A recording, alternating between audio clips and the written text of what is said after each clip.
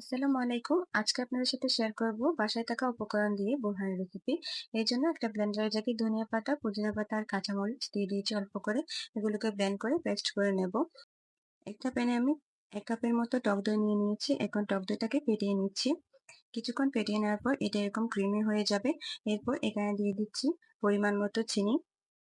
তো এখন আবারও নেড়ে চিনিটাকে মিশিয়ে নিচ্ছি।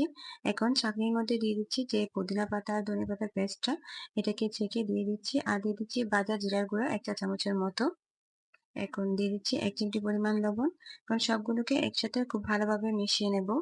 মেশানো হয়ে গেলে আমি এখানে পরিমাণ মতো পানি এড করে দিচ্ছি। আমি এখানে ৩ গ্লাসের পরিমাণ বোরহানি বানাচ্ছি।